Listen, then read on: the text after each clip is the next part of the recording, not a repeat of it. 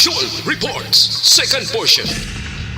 Ikalidad, kag madalong ng mga analisis sa pinakainit na balita sa bilog na probinsya kag nasyon. Actual Reports, second portion. Patas kag balanse na komentaryo sa mga issues kag mga balita nga nagaapekto sa mga pumuluyo sa adlaw-adlaw nga tanan. Actual Reports, second portion. Upod sa veterano kag respetado nga komentarista, Aksyon Fred Salanga. Aksyon Radio 37 minutos nakaligad sa takdang alas 6, Aksyon Radio Philippine Standard Time sa ngalan sang regulang anchorman Aksyon Fred Salanga, inyo ka-aksyon Marlon Herbaya. Aksyon Radio. Ang unahon ko muno sa inyong balita sa bayan sang national ining duha ka mga good news mga ka-aksyon para mangin maayo man ang inyo sa nga pagbugtaw sa mga kagahon. Ang una ti amoning pagbiya na kagabi sang bagyo nga si Karding sa Philippine Area of Responsibility o kung sa PAR. Pero ining good news niho ginimpunan sang bad news kay basta gani bagyo ang maglaslas diri sa Pilipinas nagabilin gid sang kahalitan. Aksyon Radio. Ang pagbada-bada nga halit sa sektor sang agrikultura ara sa 160.1 milyones ka pesos ini sunod sa datos de sang Department of Agriculture. May 3,780 naman ka mga mangunguma kag may sobra 16,000 ka hektarya sang agricultural land ang apektado. Aksyon Radio. Ang rice crops amoning most affected commodity. Ang balor 119.4 milyones ka pesos nga kahalitan te inisyal pa lamang ini nga datos sang DA. Way pa na makasunod ang report angot sa kahalitan ini Karding halin sa iban sa mga kaprobinsahanan. Subong ang ginahimo sang gobyerno kung paano mabuligan ang naapektuhan. Mayara sigin padala na nga 8,642 ka mga police officers kag 11,619 naman ka mga firefighters ang ginpadala na sa mga lugar nga ginhalinan kon ginhalitan ni Karding para nga magbulig patigayon sang relief operations. Aksyon Radio. Tisunod kaya Interior Secretary Benjamin Benhor Abalos Jr. nag-abot na sa lugar to no nga ginhalitan sa nga bagyo ini nga mga otoridad labi na sa mga strategic no kag vital installations kag evacuation center tiara sa muna ka station na sila no sa nagkalain-lain nga mga areas sa 7 ka mga reyon ang affected sang bagyo. Ti may mga fire trucks, may mga ambulansya, kag rescue trucks, pati maruto, ara, preparado, gindeploy para sa disaster relief operation. Aksyon Radio. Ari ang mga lugar nga labing apektado ho, ang maning Karding affected regions, hambal ni Abalos, ang Ilocos region, Cagayan Valley, Central Luzon, ang Calabarzon, ang Mimaropa, Bicol, pati sa aton di sa Western Visayas, apektado man kita, Cordillera Administrative Region, kagang Metro Manila. Aksyon Radio. Aryo, kundi ining bagyong Karding ni ikaunsi ining bagyo nga nagdaslas sa Pilipinas sa mga tuig 2022, kag amo ni makabig ta nga pinakagin bantayan gid bagod nangin super typhoon ni siya. May mga nagkalamatay nga rescuers kag sibilyan. Now si Presidente Marcos Jr.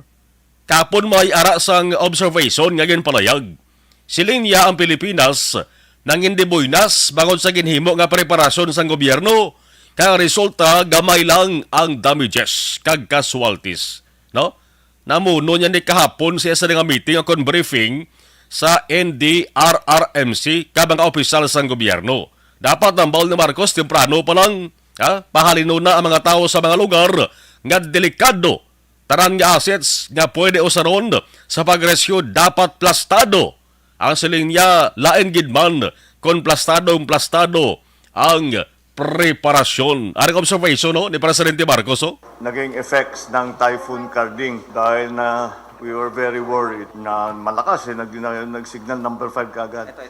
But I think that we were able to prepare yung talaga. If there's one lesson I learned, pag bagyo o pag disaster, kung pwede mong i-forecast, is to plan well. Mag-preposition ng gamit, ng asset, paghanda mo na. Alam na naman ninyo yan eh, ang kailangan dyan, may re-rescue. Ang susunod dyan, kailangan ng tubig, kailangan ng pagkain, kailangan ng shelter. O, tapos kailangan lang ng support, etc. etc. Alam naman natin yan, communication is essential, balik yung kuryente. So those are the things that we all know that we need to do, kaya inunahan na namin. And so far, naging effective naman yung aming response. Binabantayan pa rin natin. Ang inaalala ko na baka matagalan ay yung pagbalik ng kuryente because that always takes the most time. But anyway, that's what we more or less assessed. Tuloy-tuloy pa naman yan. We will still have to continue to assess. Okay? Aksyon! Radio!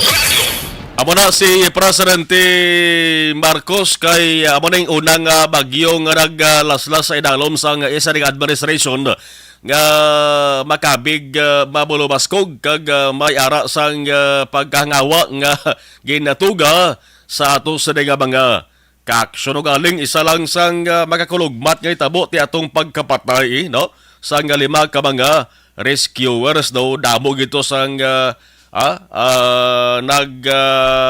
batyag sang kasubo sige lang pakaronan tanabala kahibaloon taman dali sa aton sa nga lokal kung anong preparation sa aton sa mga rescuers once nga magpatigayon sila sang rescue operation. Standby sa aton sa nga pagpanumalik, may good news pagid ako nga isugid sa inyo. Lasais 43. Balik kita. Pag champion ang ginamit mo, may pagkakataon kang maging milyonaryo.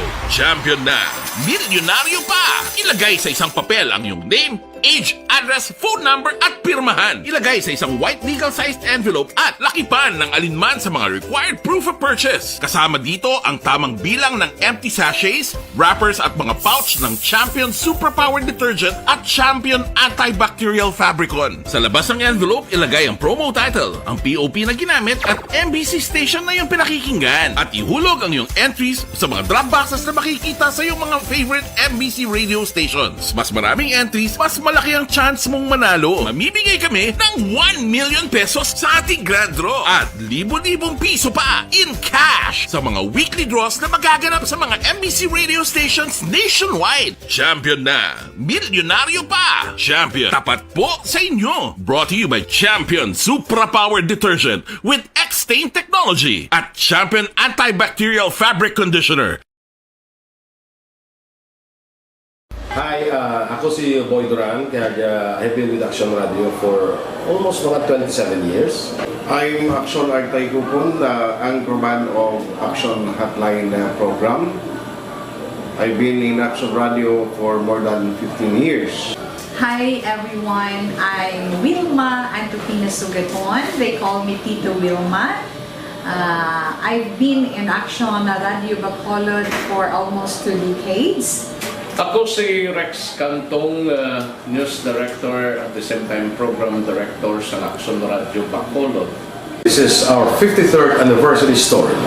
Sa nagapadayon nga pandemya, hangkat para sa pungsod Pilipinas ang budget nga kinahanglan sa mga programa agon mapunggan ang paglaton sang COVID-19.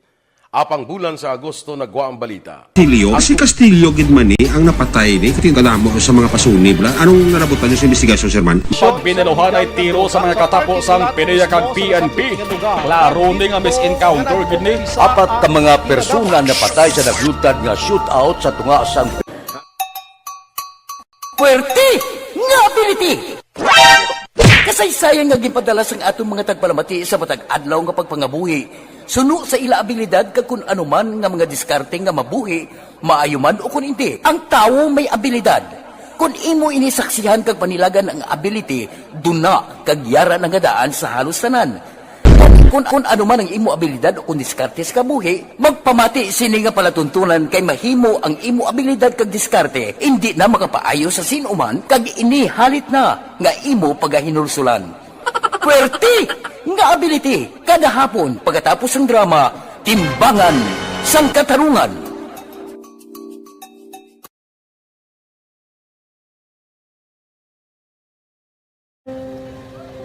Kung sana, ano nang nahuya, ako magulang. Eh, siyempre, pigado, tas, kay, ano ko sila, madisurbo ko sila lang, tapos kita, kakulbaan ko kay, basi, hindi ko mapasar kay.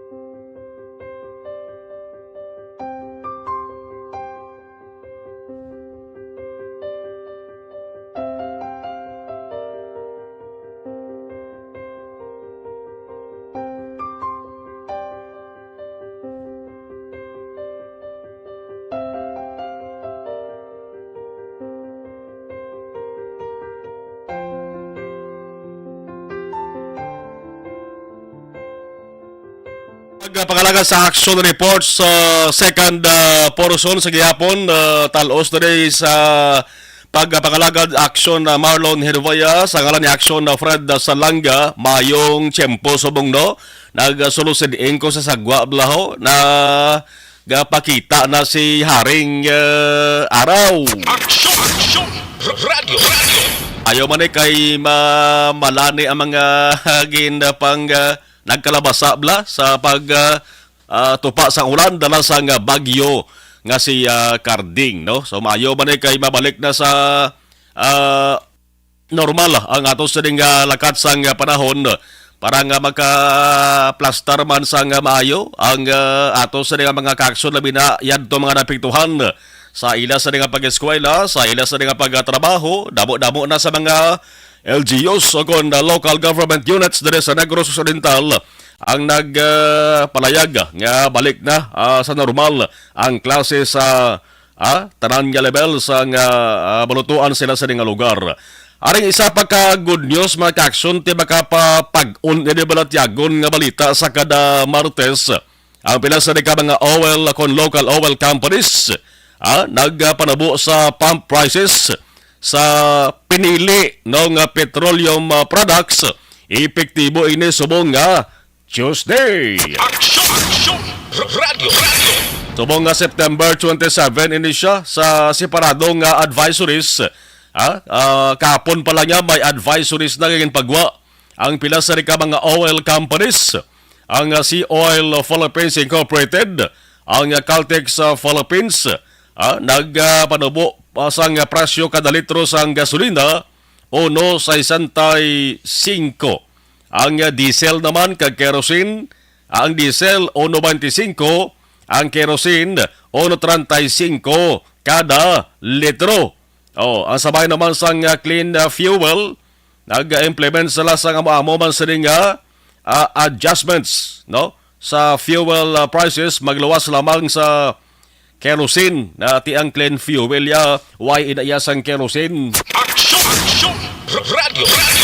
Alas 12:01 pa lang kainasang kagahon no nag-epekto na ang rollback sang clean oil kag sang saring Caltex mga ka-aksyon. Ti ako na isip-isipon naton makapila na ni kabeses nga pag nubo sa presyo sang gatong tedere sa sunad sa Bacolod ara makit-an taman ang nakapaggit nga presyo nagnubo gid man no sa kanang lain nga mga gasolinahan diri sa Bacolod kag sa Negros Occidental.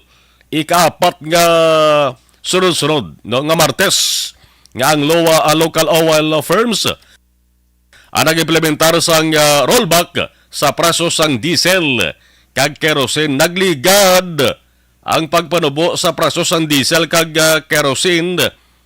Taas to, no? 415 sa diesel kag 445 sa kerosene kada litro, mga kaaksyon, no? Ti kabayon ta nga magsigi-sige, di man siguro sige-sige dubo kay ang batasan sang presyohanay sang gatong diri sa Pilipinas. Basta may nubo, may saka gina sa pila ka adlaw. Aksyon! Radio!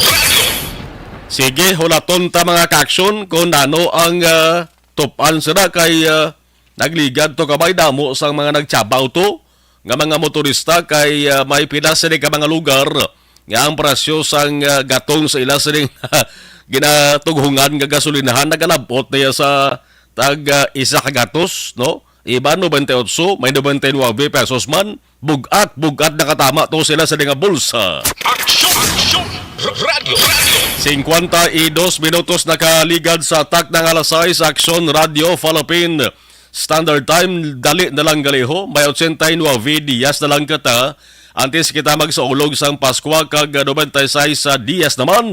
Antes ang tuig 2023. Ti ang hulat gid sang kalabanan, amo ning pagdula na gid. Di pa silang madula, no? Kundi ang pagnubo sang kaso sang COVID-19.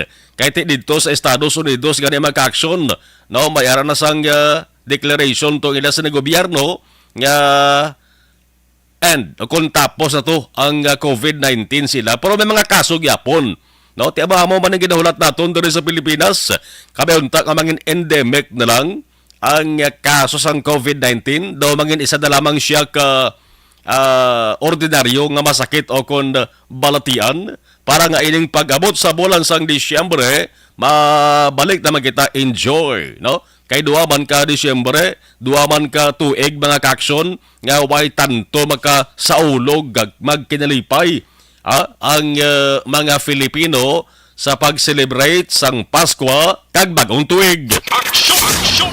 Radio! Tabakulod kag Negros Occidental ti digid man malikawan. May kaso pa naman, no?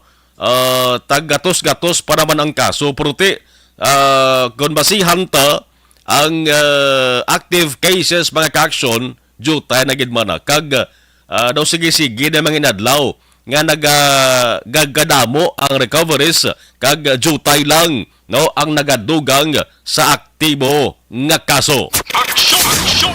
Radio! 54 minutos nakaligad sa atak ng alas 6, Aksyon Radio Philippine Standard Time. Babalik kita pagkatapos rin.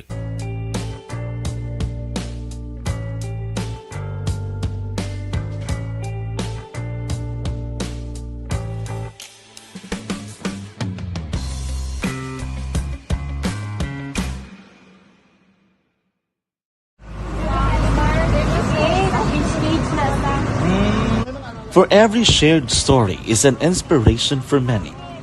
But it could be more inspiring if that story comes from those who are less heard. When asked about how we were able to select Mulukabok Integrated School in Sagay City as a beneficiary of the annual Balik Eskwela program, the answer is very simple. Frankly speaking, we wanted to see and experience the renowned Mulukabok footwalk in its beautiful nature.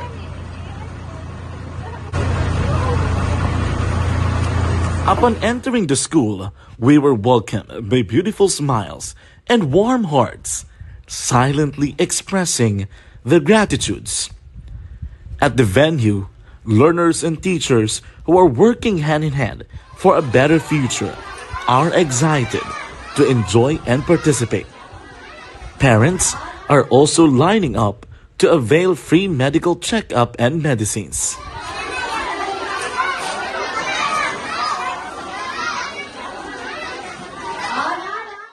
Indeed, nothing is impossible and unreachable until you personally see the real situation of a certain location.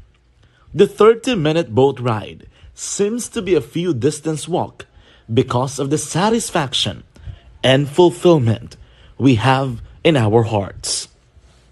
Behind the awesome facade is a totally different story. An island community which cannot easily be reached by humanitarian services because of its far location. But now, Aksyon Radio Bacolod made it possible because we believe that like news, our service is limitless. Thank you, sponsors. Thank you, God.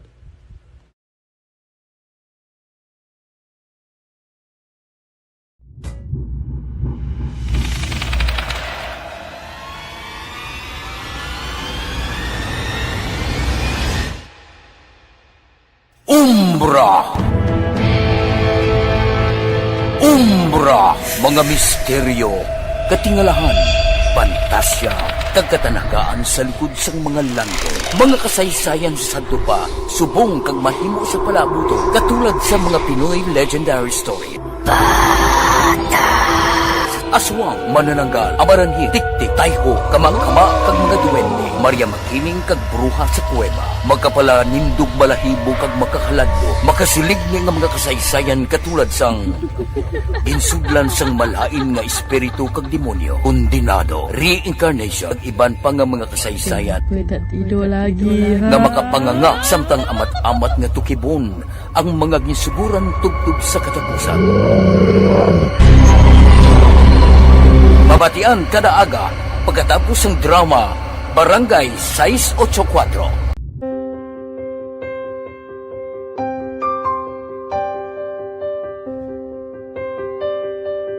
Sa mga students nga ng mga blessed bala nga may complete ang parents, may mga gadgets, tapos na complete ang ilang nang arab lang mahatag ang gusto nila nang hindi na ako magsige complain bali instead na mag-complain, bali pasalamatan na lang kay blessings na nang demonyo ang mga iban, yung mga bata man niya mas need na, pero kamo lang blessed ka mo, kami amo ka mo na ang ginhatag sang ni God.